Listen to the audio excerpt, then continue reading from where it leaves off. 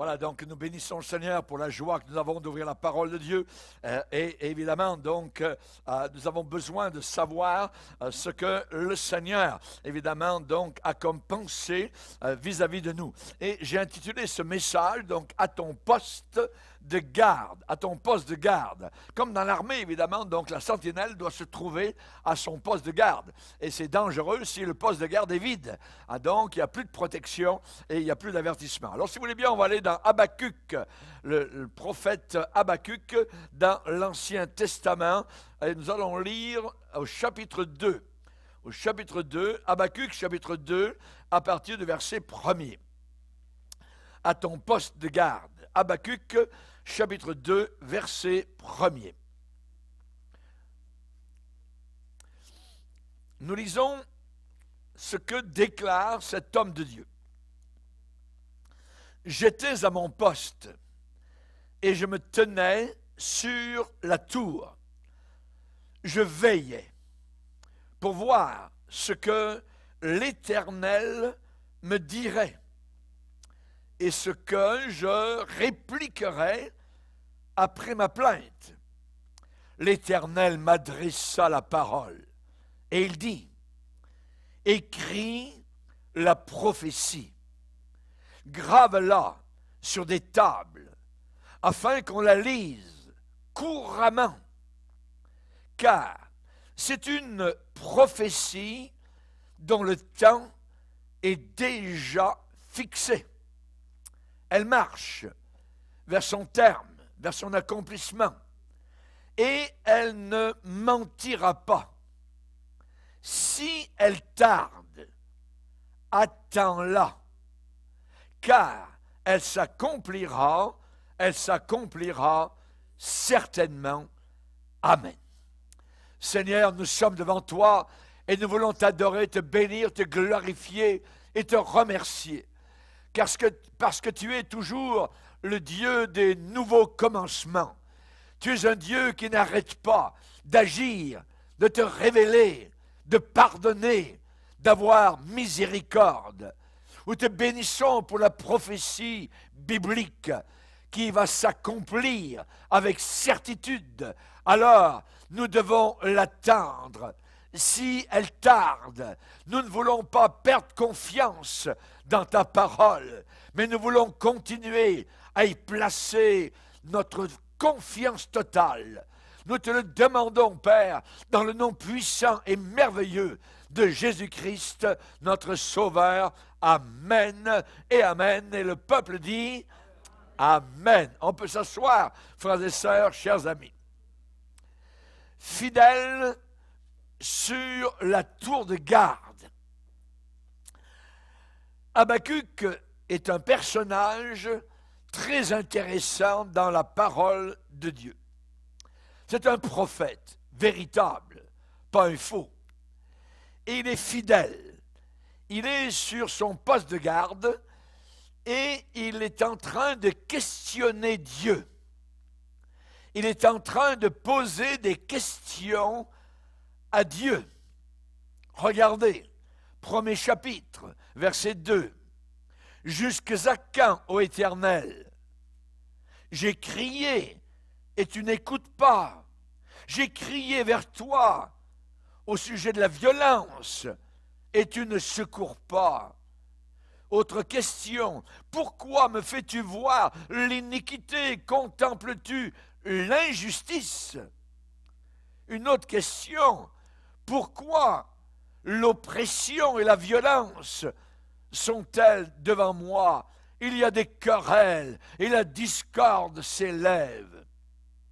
Autre question, au chapitre 1er, verset 12. N'es-tu pas de toute éternité, éternel mon Dieu, mon saint?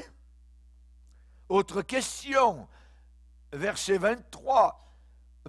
13. Pourquoi regarderais-tu les perfides et te tairais-tu quand le méchant dévore celui qui est plus juste que lui? Et encore, verset 14, traiterais-tu l'homme comme les poissons de la mer, comme le reptile qui n'a point de maître? questions. Habakkuk pose des questions au Seigneur. Maintenant, questionner Dieu, est-ce qu'on a le droit de questionner Dieu? Est-ce qu'on a le droit de poser des questions à Dieu? Est-ce un péché de demander des questions à notre Créateur? La réponse, non. Non. Un non retentissant. Vous pouvez poser des questions au Seigneur. Évidemment, ce n'est pas un péché. Marie, devant l'ange Gabriel, a posé une question. Comment cela se fera-t-il? Elle a posé la question. Avoir un fils sans la coopération et le bénéfice d'un père terrestre? Comment cela se fera-t-il? C'est une question que Marie a posée, question logique et sensée. Nicodème a posé une question à Jésus. Comment un homme peut-il entrer dans le sein de sa mère et naître une deuxième fois?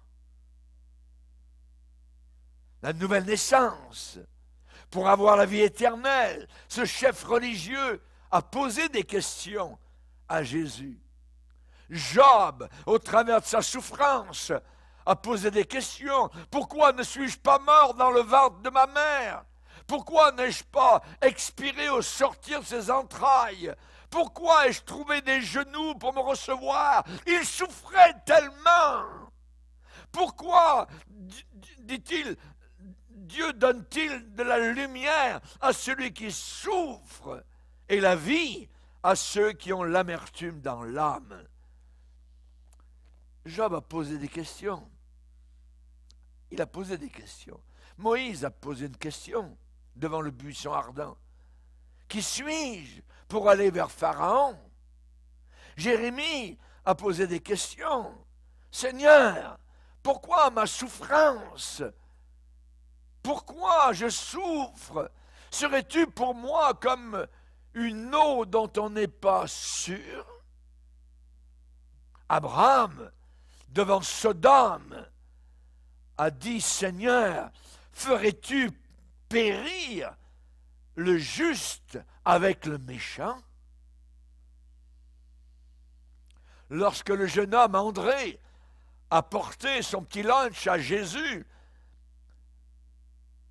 qu'est-ce que cela, Seigneur? Il y a des milliers de personnes qui sont là autour.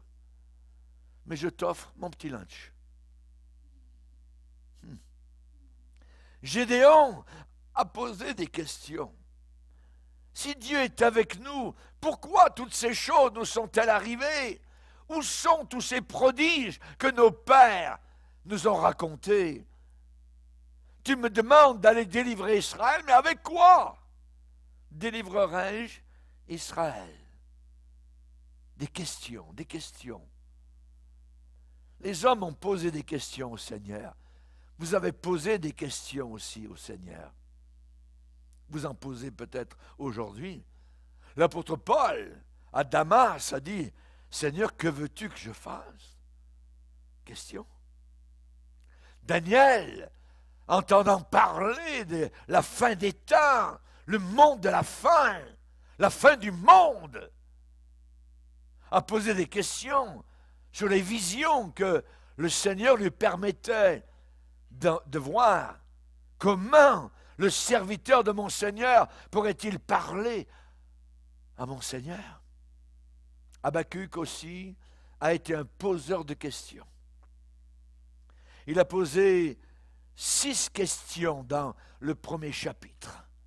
Pourtant, il était un homme important, un homme de Dieu. Il a vécu dans une époque importante. La plupart des gens n'ont jamais entendu parler de ce prophète de Juda, Habakkuk. Il était un contemporain de Jérémie. Habakkuk vivait dans la région de Jérusalem, juste avant l'invasion des Babyloniens.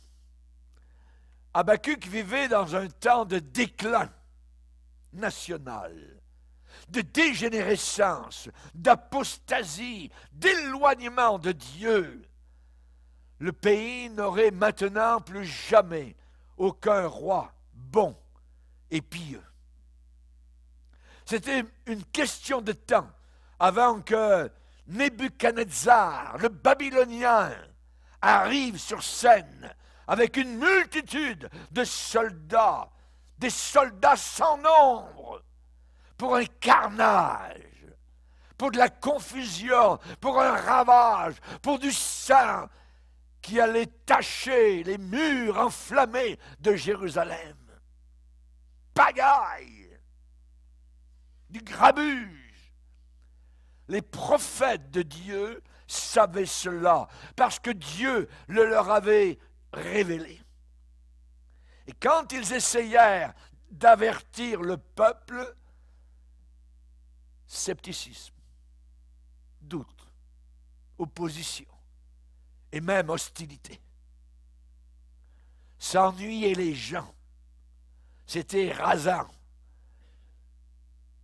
Et le message de ces hommes de Dieu à cette époque-là était comme de l'eau sur le dos d'un canard. La parole de Dieu ricochait sur leur cœur. N'entrait pas, n'était pas accepté, ni acceptable. Personne ne voulait écouter. Quand ils criaient pour que les gens se repentent et se tournent vers Dieu dans l'humiliation et la prière. Exactement comme Noé, avant le déluge, personne n'a cru, sauf 8 personnes sur toute la surface de toute la terre. Jérémie, identique. Personne ne le croyait. Il disait qu'un carnage s'en venait. Non. Ésaïe, pareil. Alors, un jour, ils ont pris Ésaïe, ils ont évidé un tronc d'arbre et ils ont glissé le prophète de Dieu à l'intérieur de ce tronc vide. Et ils ont commencé à scier. On n'en voulait pas. Habakkuk vivait à cette époque. Ça a été le fardeau sur le cœur d'Habakkuk. Ces questions qu'il a posées au Seigneur montrent son souci. Ça le concernait au plus haut point.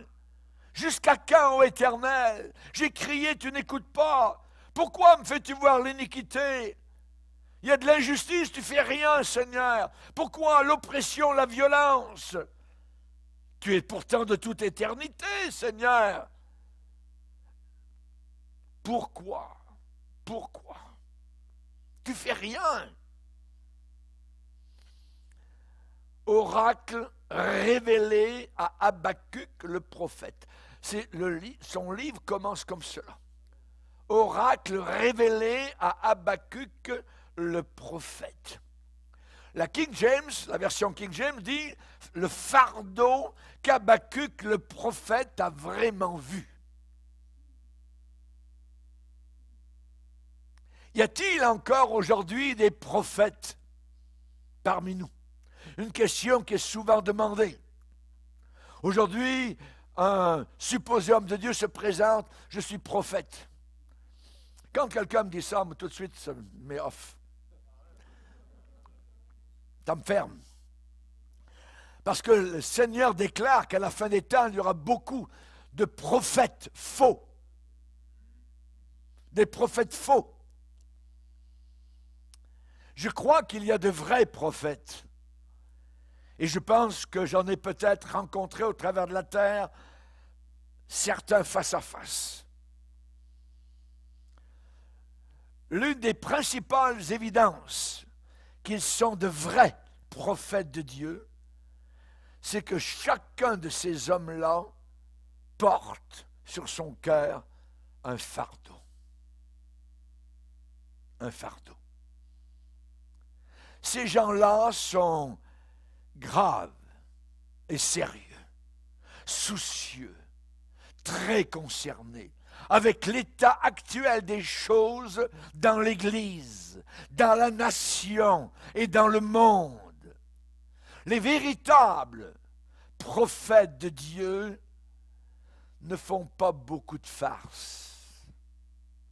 il ne rit pas beaucoup, il ne danse pas dans l'église, mais ils pleurent facilement.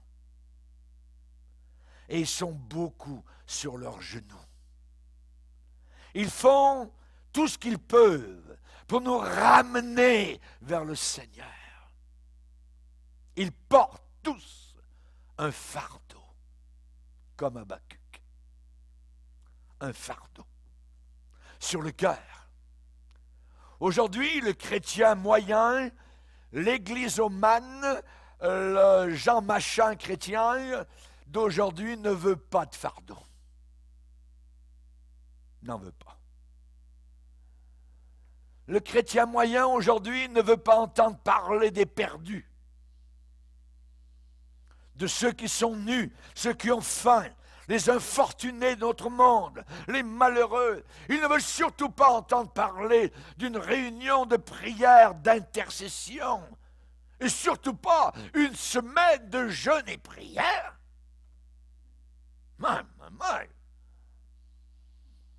Non. Jean Machin chrétien, lui, il veut qu'on l'amuse. Il veut qu'on le divertisse. Il veut que l'Église soit un spectacle. Comme au pied du Sinaï, quand ils ont dansé autour du veau d'or. Il est dit, le peuple s'assit pour manger et pour boire, puis ils se levèrent pour se divertir. L'Église est devenue un lieu de divertissement et non pas un lieu, je dirais, de casernement où les soldats sont entraînés pour sortir à la guerre. C'est une autre idée de l'Église qui est en train de jaillir autour de nous. Spectacle. Faites-nous danser. Faites-nous rire. Ne demandez pas à Jean Machin chrétien de réfléchir, de penser, se consacrer au Seigneur, de servir le Seigneur, de souffrir. Surtout pas ça. Et pourtant, dans la parole de Dieu, dans une seule petite épître, l'apôtre Paul parle d'un certain verbe qui revient comme un leitmotiv de façon régulière. Par exemple, je cite « Souffre avec moi pour l'Évangile ». C'est à cause de cela que je souffre ces choses. Souffre avec moi comme un bon soldat de Jésus-Christ. L'Évangile, le mien, pour lequel je souffre, jusqu'à être lié comme un malfaiteur. À quelle souffrance n'ai-je pas été exposé à Antioche, à Icône, à Lystre? Sois sobre en toutes choses, supporte les souffrances, remplis bien ton ministère. Tiens, souffrir? Jean Machin chrétien, lui, ne veut pas souffrir. Ne lui demandez pas d'être incommodé, d'avoir quelques inconvénients à cause de sa foi. Quelqu'un un jour a dit, après tout, pasteur, il y a beaucoup d'églises dans la région qui ne demandent rien, mais simplement et seulement de chauffer les bancs pendant 1 heure le dimanche matin. Et c'est là que j'emmène ma famille. S'il le veut qu'il y aille. Les cadavres qui résident dans un cimetière, ils ne se plaignent jamais d'avoir un cadavre de plus à côté d'eux. Un corps de plus supplémentaire. Écoutez bien, la taille, la grandeur d'une assemblée, autant que Dieu est concerné, ne consiste pas dans le grand nombre de personnes. Pas du tout. Ne consiste pas dans le nombre d'individus qu'ils ont attirés dans leurs murs le dimanche matin au travers de danses chorégraphiques. de concerts, de fêtes de fin de semaine, de loteries, de fêtes de toutes sortes, de cours de psychologie, de gimmicks, de poubelles religieuses, de cirques, de spectacles, d'un fouillis de désordre religieux, avec des billets d'entrée au spectacle de Noël et de Pâques. Autant que Dieu est concerné, la grandeur d'une Église consiste et composée de ceux et celles qui partagent le fardeau du Seigneur. Nous sommes entre la terre et l'éternité. Et derrière ces corps, il y a des âmes. Ces âmes sont éternelles. Elles ne pourront plus maintenant être non-nées. Elles sont nées. Pour le ciel ou pour l'enfer. Alors on ne peut pas prendre, je dirais, à la légère notre message. Celui qui partage le fardeau de Dieu ne sera peut-être pas là pour écouter la cantatrice adulée par les foules. Mais il sera présent pour entendre parler des besoins de l'Église et de l'œuvre missionnaire. Cette personne ne sera peut-être pas là au pique-nique, mais sera présent à la réunion de mi-semaine. Cette personne n'écrira peut-être pas beaucoup de chèques pour le dernier instructeur de danse de l'Église ou des arts chorégraphiques. Mais cette personne va payer ses dîmes pour l'œuvre de Dieu qui va de l'avant, et chaque semaine. Cette personne ne sera peut-être pas présente au rassemblement du char à foin œcuménique un samedi, mais cette personne sera là le dimanche à sa réunion pour entendre la voix de Dieu. Pas pour entendre un motivateur, mais pour entendre un prédicateur. Alléluia. Ces gens-là portent un fardeau, comme Habakkuk. Jusque à quand, Seigneur? J'ai crié et tu n'écoutes pas. L'apôtre Paul disait, les soucis que me donnent toutes les églises. Jean l'apôtre disait, petits enfants, faites attention, gardez-vous des idoles.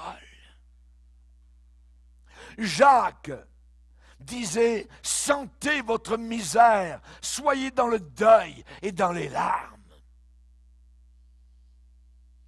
Ces gens-là portent un fardeau. Ils ont un souci sur les mêmes choses, les mêmes situations où Dieu a lui aussi un souci. Et ces gens-là sont joyeux, heureux, excités au sujet des mêmes choses pour lesquelles Dieu est lui aussi joyeux. Où les trouver? Où se trouvent-ils? Vous les trouverez au poste de garde, sur la tour de garde, pas celle des témoins de Jéhovah, mais la tour de garde réelle.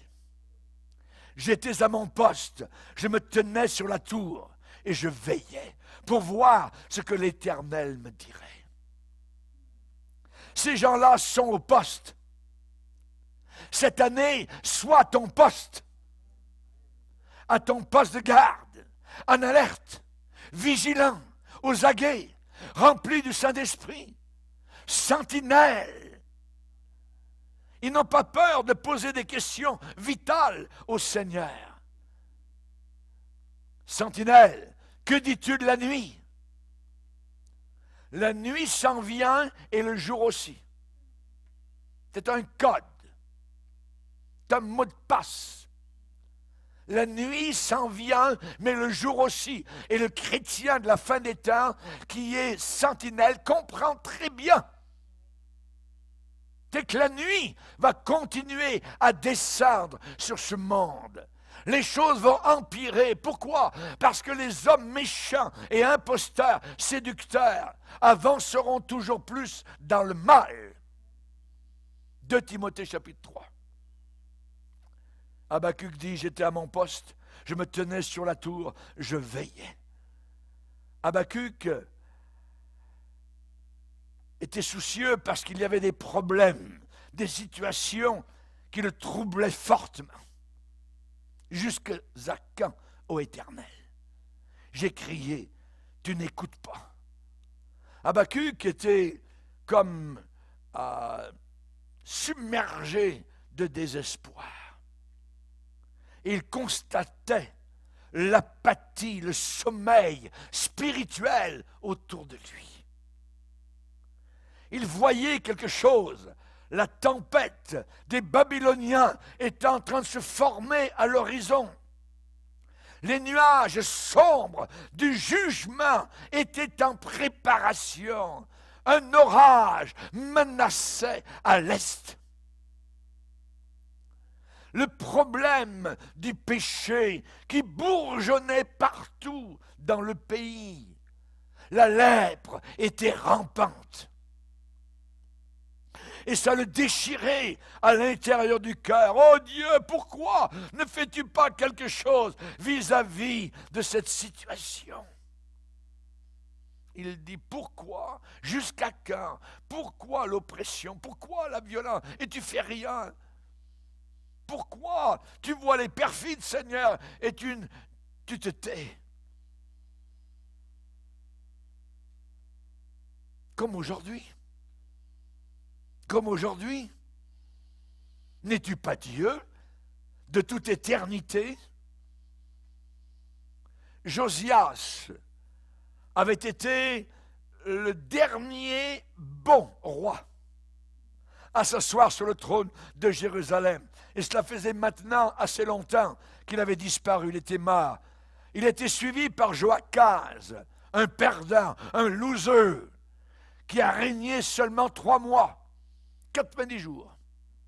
Il était suivi par son frère, Joachim, qui est resté au pouvoir pendant 11 ans. Et il a été nuisible à la cause de Dieu, au détriment du Seigneur. Et le règne de Joachim a été caractérisé par la désintégration, la détérioration, la dégradation, la descente. La Bible dit, il fit ce qui est mal aux yeux de l'Éternel son Dieu. Il commit des abominations. Habakkuk, lui, homme de Dieu, prophète du Seigneur, soucieux, avec un cœur lourd, voulait savoir pourquoi Dieu ne faisait rien à ce sujet-là. Et il a posé des questions. Comment les gens peuvent très bien s'en sortir avec les péchés? Comment peuvent-ils échapper? Comment peuvent-ils arriver à passer au travers? Et rien ne se passe. Habakkuk voulait savoir comment ces gens qui avaient mis Dieu de côté, qui ignoraient Dieu totalement, pouvaient encore prospérer matériellement. Asaph, un autre homme de Dieu du psaume 73, avait le même souci. J'étais jaloux des insensés, des fous, en voyant le bonheur des méchants, la prospérité des méchants. Aujourd'hui, les chrétiens vont dire, regardez comment Dieu m'a béni, je conduis une Lincoln, tout ça. Ouais, mais le païen à côté de toi, il a aussi la Lincoln. Ça ne veut rien dire. Que vous conduisiez une Lincoln ou un bicycle, aux yeux de Dieu, ça n'a aucune importance. Les citoyens de Juda avaient pratiquement tout vu, spirituellement parlant. Ils se disaient, après tout, nous sommes le peuple choisi de Dieu, nous sommes ses préférés, nous sommes les chouchous de Dieu. Et ils croyaient que Dieu fermait les yeux sur leurs péchés. Et ils pensaient que Dieu rirait un peu avec une bonne petite tape, je dirais, sur la tête. Pourquoi t'en faire, tout ça, c'est correct, je comprends. Dieu dit, non, je ne comprends pas. Il y avait un homme sage qui connaissait bien mieux que ce pauvre raisonnement et qui avait écrit, parce qu'une sentence contre les mauvaises actions ne s'exécute pas rapidement, le cœur des fils de l'homme se remplit en eux du désir de faire le mal. Rien ne m'arrive. Je continue dans le péché, puis tout va bien. Alléluia, Seigneur. Les gens à l'époque d'Habacuc ne croyaient pas vraiment dans le jugement de Dieu. Un Dieu qui juge. Leurs prédicateurs annonçaient la prospérité dans leurs enseignements. Tout ce qu'ils avaient dans la bouche, c'était succès et prospérité. Ils parlaient continuellement de succès et de la réussite matérielle, comme aujourd'hui. On tue les bébés par milliers, des bébés qui ne sont pas encore nés, comme Hitler traitait les Juifs chaque jour. Trafic de drogue ne fait qu'augmenter, légalisé maintenant dans certains pays, et certains même dans l'Église continuent à fumer leurs joints. Le taux de crime actuellement prend des proportions gigantesques, phénoménales. La violence, changement de sexe payé par le gouvernement, aide à mourir, suicide assisté, péché sexuel, perversion homosexuelle remplit nos pays.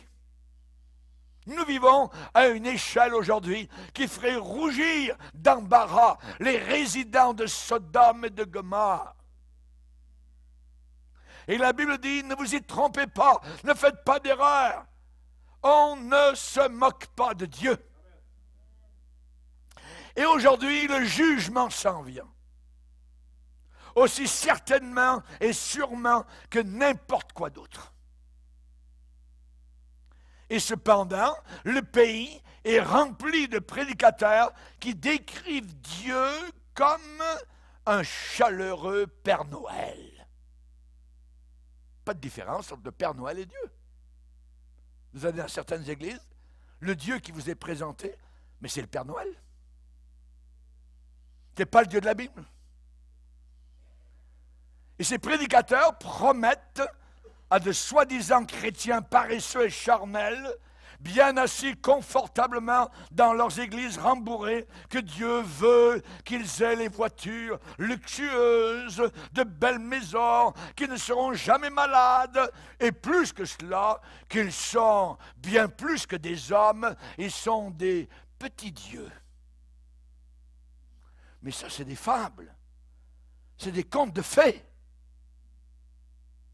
Et entre-temps, les Babyloniens s'en viennent. Les Babyloniens s'en viennent. Habacuc comprenait très bien son époque. Et il voulait savoir pourquoi Dieu laissait faire, permettait que cela continue ainsi. À son époque, Ésaïe le prophète avait dit « Oh Seigneur, c'est terrible ! Si tu descendais du ciel, descends Seigneur, fais quelque chose. » La réponse que Dieu a donnée à Habacuc, ouvre leurs yeux, écris la prophétie, afin qu'on la lise couramment, facilement. Parce que c'est une prophétie dont le temps est déjà fixé, elle marche vers son accomplissement, elle ne mentira pas. Si elle tarde à temps-là, parce qu'elle s'accomplira, elle va s'accomplir avec certitude. Chaque historien connaît très bien le mot Carchemish. Carchemish, c'est un lieu de bataille. Une bataille venait juste d'avoir lieu à cet endroit entre deux camps. D'un côté, les Égyptiens, robustes, costauds, souvent victorieux dans l'histoire, et de l'autre côté, les Chaldéens, les Babyloniens. Et ils ont engagé la bataille à Carchemish. Et maintenant, ces Babyloniens avaient gagné sur les Égyptiens et ces Babyloniens s'en venaient à l'ouest, conduit par un nouveau gars appelé Nebuchadnezzar. C'est ce que Dieu voulait qu'Habacuc réalise. Dieu répondit aux questions. Au verset 5 du chapitre 1er, « Jetez les yeux parmi les païens, regardez, soyez saisis d'étonnement, d'épouvante, car je vais faire en vos jours une œuvre que vous ne croiriez pas si on vous la racontait. »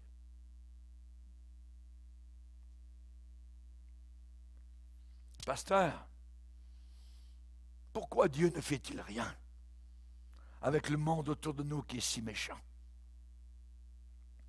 Il a déjà fait quelque chose. Il y a 2000 ans. Il a envoyé son Fils dans le monde, pas pour le condamner, mais pour le sauver. En effet, Dieu n'a pas envoyé son Fils dans le monde pour que le monde soit condamné, mais pour que le monde soit sauvé. Jésus-Christ a pourvu un chemin vers Dieu en mourant sur la croix du Calvaire. Le sang de Jésus nous purifie de tout péché. C'est la seule, l'unique porte de sortie possible et disponible. Monsieur, madame, jeune homme, jeune fille, ne manque pas cette porte. Si tu la manques, tu as tout perdu. Jésus dit, je suis la porte. Si quelqu'un entre par moi, il sera sauvé. Entre-temps, le monde est en train de faire la queue leu, de s'aligner pour la bataille finale qui se prépare et qui prend forme. Attention à ceux qui prédisent des dates. Faites bien attention à cela. Sur la grande finale, leur date passe toujours et nous sommes encore là. Faites très attention à ce que la Bible elle-même déclare. Pas à des livres sur la Bible. La Bible elle-même. Elle-même. Les autres livres sont écrits par les hommes. La Bible, c'est le livre de Dieu, écrit sous le doigt du Saint-Esprit. Pas un iota ne passera, pas une barre de thé ne sera enlevée. Les Babyloniens de notre époque s'en viennent. Et le monde dort. Quand? Je ne sais pas. Mais quand ils viendront, ce sera aussi horrible que Dieu l'a dit à Habacuc à son époque. Dieu a dit, je vais susciter les Chaldéens, un peuple furibond, ça veut dire un peuple amer, impétueux, précipité, rapide, qui traverse de vastes étendues de pays et marche dans toute la largeur du pays de longue distance pour s'emparer de demeures et de lieux qui ne sont pas à lui. Ils s'en viennent. Habacuc, montez la garde avec foi. Je peux vous dire que Dieu a eu toute l'attention d'Habacuc. Et sa question a été répondue. Habacuc n'était pas juste assis là, sans rien faire, négligemment. Le plan de Dieu était déjà en action. La formation de la volonté de Dieu était en train de prendre place. Le prophète a pris une position spirituelle. J'étais à mon poste. Je veillais. Il avait posé des questions au ciel. Il avait reçu des réponses. Je vais susciter les Chaldéens. C'est Dieu qui permet qu'un peuple ennemi attaque le peuple de Dieu. Rétrograde, apostat. Qui traverse de vastes étendues de pays, qui marchent dans toute la largeur du pays, de longue distance. J'étais à mon poste sur la tour, je veillais pour voir ce que l'Éternel me dirait et ce que je répliquerais après ma plainte. Habakkuk était une sentinelle. Dieu va aider, Dieu va secourir la ville, la nation qui lutte, qui se bat, qui peine, qui se débat dans les problèmes. Mais si ceux qui gardent, ceux qui montent la garde, sont fidèles, vigilants, en mode alerte, alerte rouge, la ville est sauvée. Mais le contraire, si les sentinelles sont traînardes à prendre leur poste de garde, tombent endormis, la ville est perdue. Il n'y a pas de sentinelle, il n'y a pas d'avertissement. Je crois qu'il y a un doigt qui est en train de bouger et d'écrire sur les murailles de notre monde: compter, peser, diviser. Pendant qu'on rit, pendant que les démons s'amusent avec leur pornographie, leur nudité, tout ça, Dieu écrit sur la muraille du monde: compter, peser, diviser. Monsieur, quel est ton poids vis-à-vis du Seigneur? Que pèses-tu? Dieu a dit à un jeune roi, playboy: tu as été pesé et trouvé léger. Alors j'ai préparé ton cercueil. On ne se moque pas de Dieu. Ce qu'un homme sème, il le récolte. Ce qu'une génération sème, elle le récolte. Ce qu'un système scolaire sème, il le récolte. Ce qu'un hôpital sème, il va le récolter. Ce qu'un gouvernement sème, il va le récolter aussi.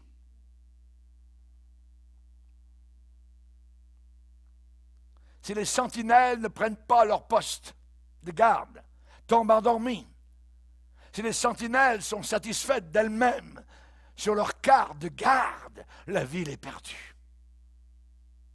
Habakkuk a déclaré qu'il prendrait son poste de garde sur la tour de garde.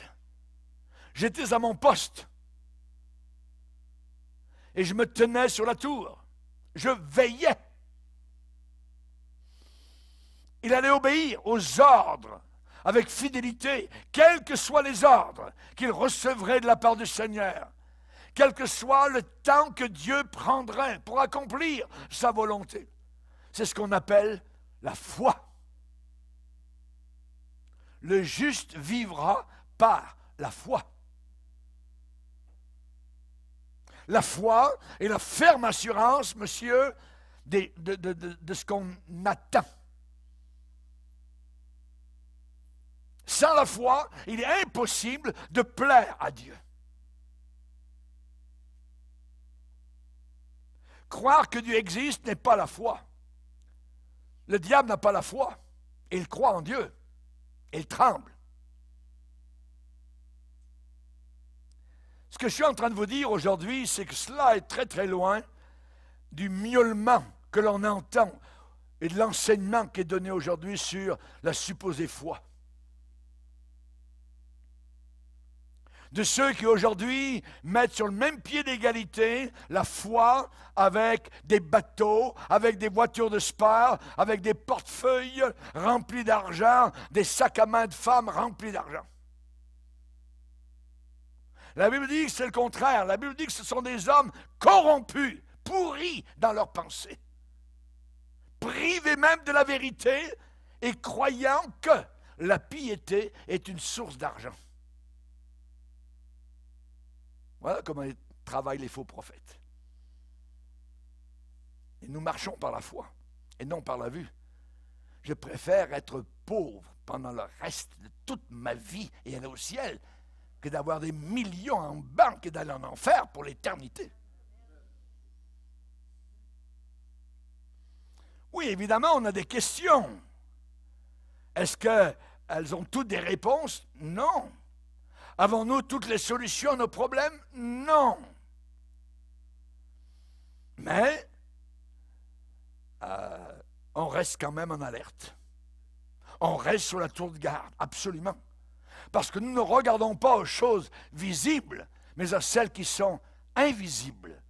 Car les choses visibles sont passagères, les invisibles éternelles.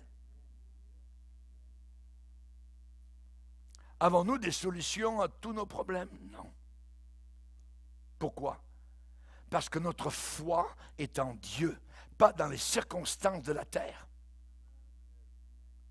Maintenant, Habakkuk a lancé son cri de guerre, son cri de bataille, qui a ébranlé et qui a secoué les fondations de l'enfer. Le juste vivra par la foi. C'est un cri de guerre.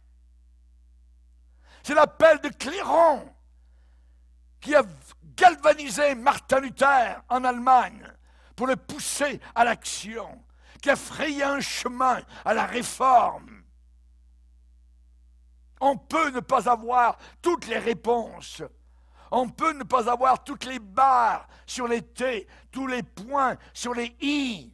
Mais Dieu est sur son trône. Il a toutes choses en main. Il contrôle tout. D'où me viendra le secours?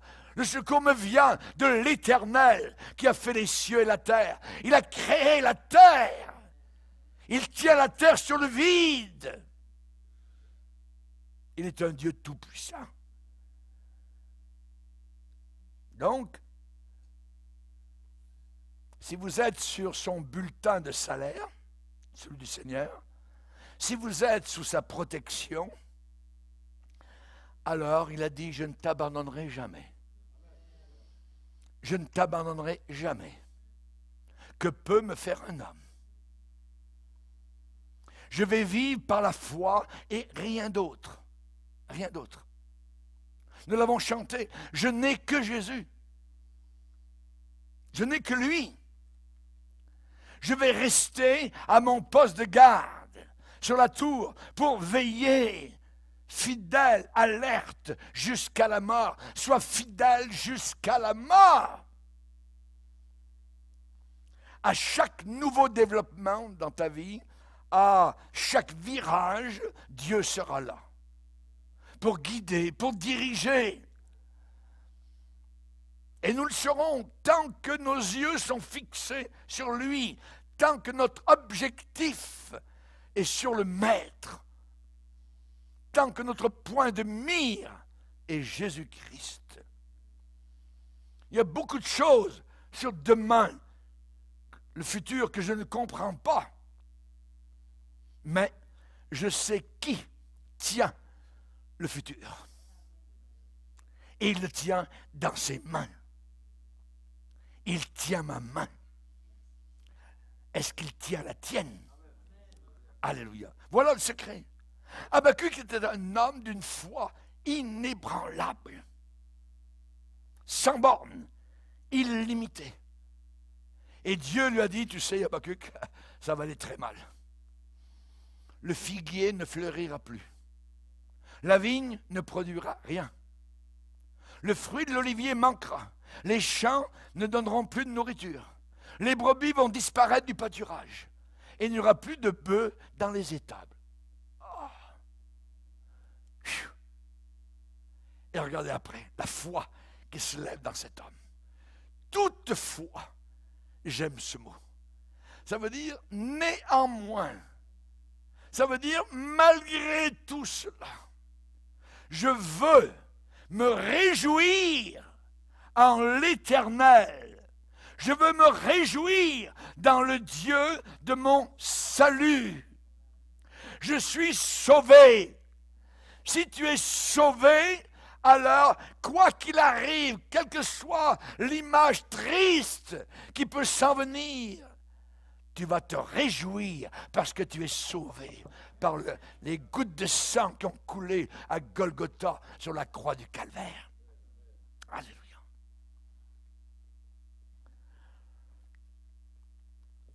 Habakkuk a dit, je n'ai pas toutes les réponses, mais je suis sur la tour de garde. Et cette semaine ici, nous allons jeûner et prier. Et j'espère que vous serez sur la tour de garde.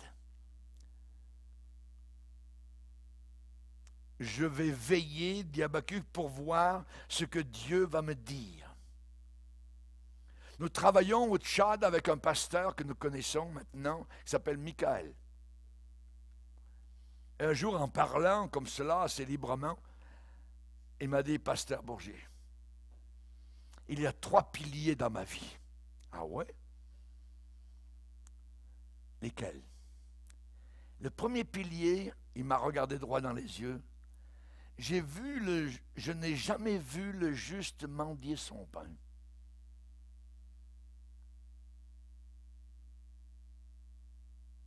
Et vit dans un des pays les plus pauvres de la terre, le Tchad.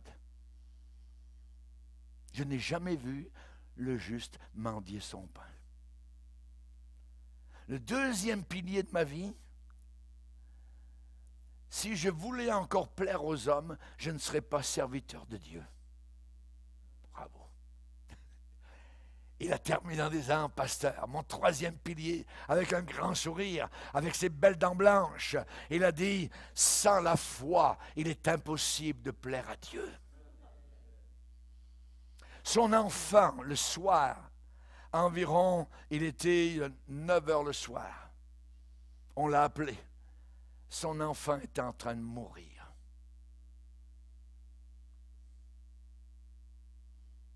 Il a prié. Il a prié jusqu'à 10 heures, jusqu'à 11 heures, jusqu'à minuit. Il l'a porté sur ses bras dans la rue jusqu'au dispensaire. Ils ont dit, on ne peut rien faire pour lui. Il l'a ramené dans ses bras. Et l'enfant était en train de mourir. Les yeux déjà étaient comme révulsés. 2 heures du matin, pasteur Michael prie.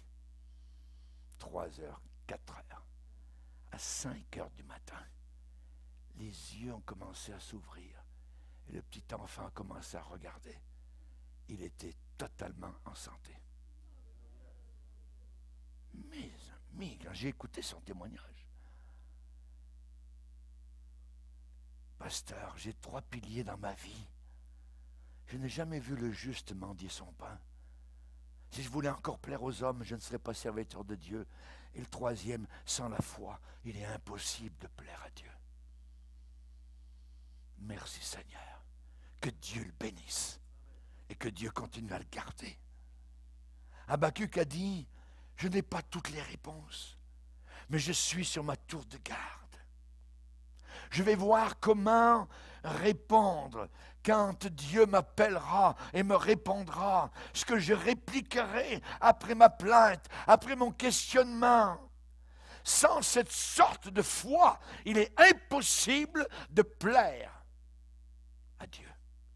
Souvenez-vous, le juste vivra par sa foi.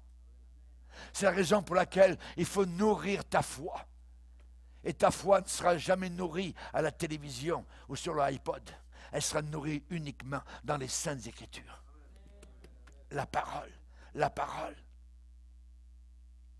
Que des chrétiens viennent à l'église aujourd'hui, ils n'ont même plus de Bible. Je n'ose même pas poser la question ce matin. Nous devrions venir avec nos Bibles, avec des pages en papier. Les gens lisent la Bible sur le téléphone. Oui, mais si le téléphone est fini, si le satellite en haut un jour explose, tu vas faire quoi? Tu n'as plus de Bible? Tu ne connais même pas ta Bible? Tu ne sais pas où se trouve la Genèse et où se trouve 2 Timothée? Le livre. Le livre. Peut-être que votre foi est ébranlée. Peut-être que vous avez beaucoup de questions qui ne sont pas résolues. Peut-être que vous avez des circonstances incompréhensibles. L'homme de foi va recevoir la vie par la foi. Il va marcher par la foi. et il s'en va vers l'éternité par la foi. Pas par sa propre capacité. Non. Pas s'appuyant sur sa force ou sur la capacité de quelqu'un d'autre. La Bible dit que les hommes de foi de Hébreux 11 sont tous morts dans la foi. Comment mourras-tu? Peut-être on commence l'année, peut-être que certains parmi nous ne finiront pas l'année. Comment vas-tu entrer dans le ciel? Je vais te le dire, par la foi. Il faut rester fidèle dans la foi jusqu'à la fin. Peut-être qu'il y a une sentinelle à côté de vous qui est tombée endormie. Elle n'est plus à son poste. Et vous demandez peut-être pourquoi vous devriez vous en faire. Pourquoi vous tenir encore éveillé si personne d'autre ne l'est? Le sommeil est si invitant. Peut-être que vous êtes descendu de votre tour de veille, votre tour de garde, que Dieu vous avait assigné. Maintenant, tout ce domaine sur lequel vous étiez en train de veiller, eh bien, n'a plus aucune protection. Aucune surveillance. Hé, Habakkuk! Les Habakkuk qui m'entendent, remonte à ton poste. Retourne à ton poste de veille, sur la tour de garde là-haut, que ta foi soit de nouveau stabilisée. Ôte tes yeux des chrétiens charnels, des Judéens charnels, des Babyloniens qui approchent. Lève tes yeux vers le ciel et regarde celui qui est fidèle, celui qui est plein d'amour, celui qui veille sur toi du premier au dernier jour de l'année. Seigneur, apprends-nous à bien compter nos jours. Alors fais carrément face à Dieu. Déclare, je vais me tenir debout à mon poste de garde. Je vais monter sur la tour de sentinelle. Je vais ensuite me tenir tranquille. Dieu va me parler. Je vais commencer ensuite à observer les merveilles du Seigneur. L'Éternel m'adressa la parole, écrit la prophétie. C'est une prophétie dont le temps est déjà fixé. Elle marche, elle avance vers son terme. Elle ne mentira pas. Si elle tarde, attends-la, car elle s'accomplira certainement. Mon juste vivra par sa foi. Baissons nos têtes et prions le Seigneur. Seigneur, nous sommes devant toi, nous te bénissons. Nous savons que les choses vont continuer à se dégrader dans ce monde, à se disloquer, à se déstabiliser. Mais nos yeux sont sur toi. D'où nous viendra le secours? C'est toi seul notre secours. Et nous voulons déjà envisager cet enlèvement d'une Église entière, mondiale, globale. Ceux nés de nouveau, pardonnés, libérés, qui vont monter dans le ciel.